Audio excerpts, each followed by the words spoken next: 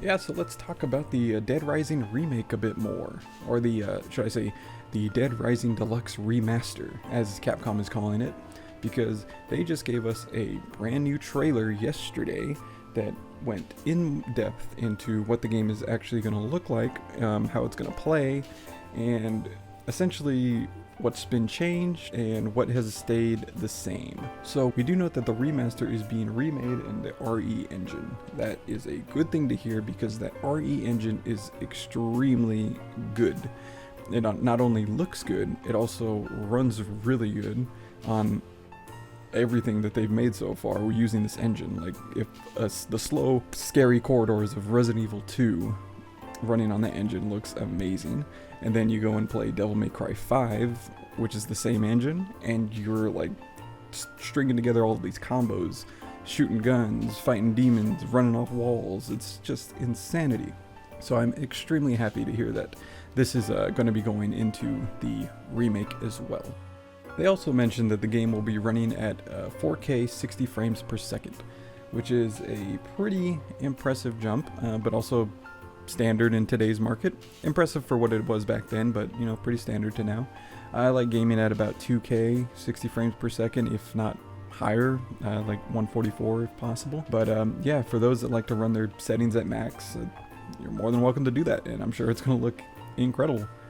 They also reworked aiming while moving. So before you could only plant your feet and then you would pull out your gun or whatever weapon you had, and you would then just start taking pop shots. Now you're able to move your feet to avoid getting bit and standing there like an idiot while you just, take your shots. It's going to be a little bit easier to maneuver around zombies when you're getting into combat with them. So that's a welcomed addition that I am happy to see. They also reworked the saving feature of the game. Before you would have to run over to the bathroom like you just left the food court in the mall and quickly save your game.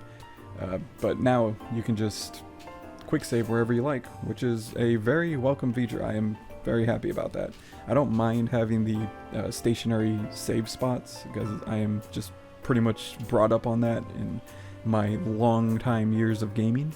But seeing a quick save option, I'm never going to be mad about that. That's always good to see, because sometimes you just can't be bothered to find a restroom and save your game. You just want to press pause and quick save right from there and carry on. Now here's the one thing that I really wanted to hear from them, and that was NPC behavior.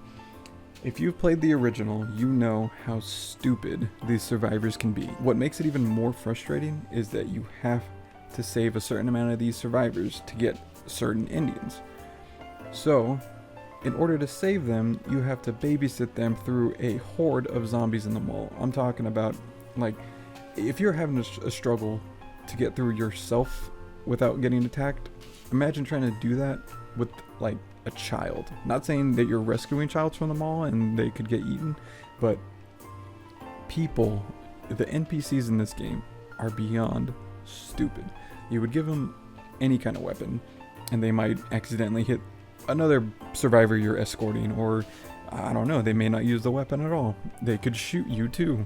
Who knows? It's always been like a frustration of mine to do these escort missions, and yeah, that was just never my favorite part of this game, especially bringing them back to the base, because you have to take them from wherever they are in the mall and bring them all the way back to the base, and it is just a slog. They are so slow.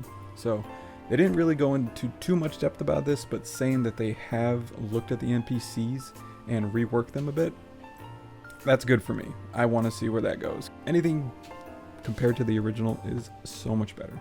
What was also mentioned in this gameplay overview is that they said that they wanted to include as much of the original code as possible. I'm not sure if that means they're copy and pasting the code or if they're looking at it and just recreating it in the new engine. But seeing from the footage, they are keeping a lot of the goofy ass looking animations that happen to Frank or the zombies when they get hit. Like you'll see him spiral through the air when he gets hit by the those little roller coaster things in the mall. Or if you like some of the special moves that Frank can do to the zombies are just ridiculous. Like pile driving them, sticking their hand in their stomach and ripping their guts out. It sounds pretty brutal, but when you see it in practice, you're like, it's a little goofy. And yeah, the fact that they're keeping these animations to what they look like before and not going realistic with it, I'm pretty happy about that, because the fun factor came from how arcadey it felt. How you can just take on all these zombies without feeling like an actual human being with stamina, and the laws of physics applying to you every time you jump through the air and, you know, drop kick a zombie or something. So I'm very happy that they are including a lot of the old goofy stuff. Also, a very big part of this game, besides the zombies, were the boss fights. And if you haven't played the original, you're thinking, how can you make a zombie a boss fight? But there was these survivors in the mall as well that just went crazy, and they call them psychopaths in the game. So they each occupy like a certain section of the mall, or maybe a certain department store. And then once you go in there, you have a little boss fight. Say in the grocery store with the clerk in there. In the hunting section, there was this deranged killer that just strung up his victims across the ceiling. That was pretty brutal. As goofy as this game can be, that part was pretty brutal. And then the clown with the dual chainsaws, which is by far my favorite weapons in the game to use, and I'm hoping that they maybe include a repair element to this game, because the thing with those chainsaws is once they broke, like if you kept using them and the durability would wear out and they break, you can't get them back, because that NPC, the clown, once you kill him off, he's dead. Like, he can't come back with those chainsaws. They're essentially gone forever, for that, at least for that playthrough. So if there's a way to maybe get a repair thing in this game, or somehow extend the durability of certain weapons, that would be great. I know there's magazines that do that, but again, it just felt like they didn't last long enough. They did not. So they also mentioned that the mall layout and locations will stay the same, but will include real-time lighting as well. So throughout the course of your 72-hour playthrough, in-game 72 hours, not actual real-time 72 hours, you'll see the sun pass over and create different shadows in the different layouts of the mall. So say you're in the food court, during the morning it'll look very bright. Then in the afternoon, the sun will shift a bit, giving it a more like warm look. And then towards the evening, it'll just be dark, because there is no sun, and the only lights available are in the mall, which, well, there you go. That's your light source. The very last thing that they mentioned in this gameplay showcase was that the meaning of the name Deluxe Remaster. Like, what does that mean? And to be honest, when I heard them explain it, I was like, okay, it just sounds like a remaster or a remake kind of thing. But in their words, they said it's containing the original concept and feel while updating playability and graphics. To me, that sounds just like a remaster. I think this is just Capcom being Capcom. I mean, come on, they named their last DLC release of Dead Rising 3 the Super Ultra Arcade Remix Hyper Edition EX Plus Alpha. I'm not kidding, that's real. Go look it up if you don't believe me. It's such a mouthful, but very Capcom of them to do. So, by all means, wacky names, bring it on. I'm all for it. Let's just get the Dead Rising Remaster already.